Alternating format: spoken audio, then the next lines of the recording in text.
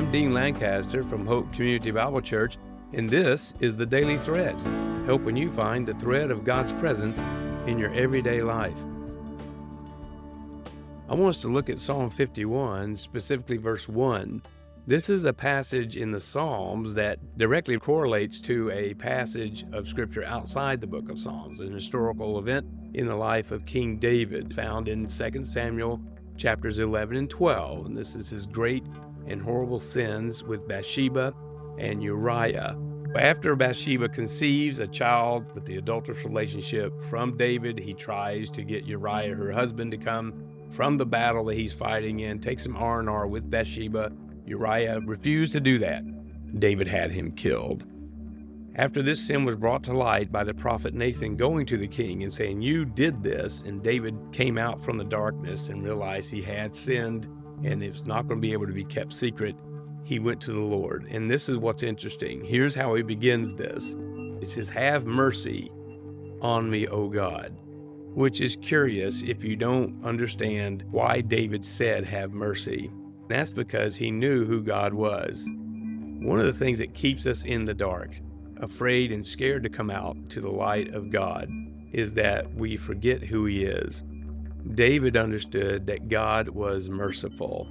And he goes on to say, "And because of your unfailing love," not only is God merciful, but his love for us never runs out. It is faithful. It continues even when we feel like we are far beyond it and we have used up every last drop of credit we have with God. God continues to love us because that's who he is. He is a powerful God who's able to forgive us of all things. And then he calls God a God of great compassion. He says, "Because of your great compassion, you can blot out the stain of my sins." If David hadn't done that, then there would be no Psalm 51. There would be no turn of David's heart to God.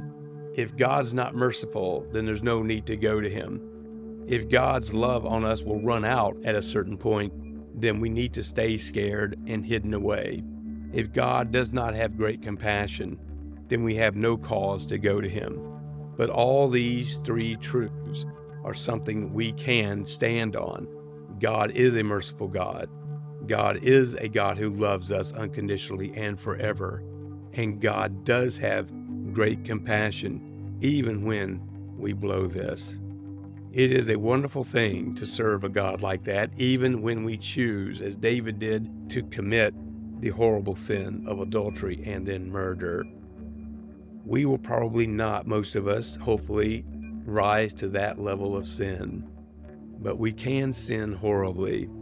And it is wonderful to remind ourselves that when we do, we can go to a God who is merciful, whose love will always be there, and gives us his great compassion. These truths should not serve as a license to sin.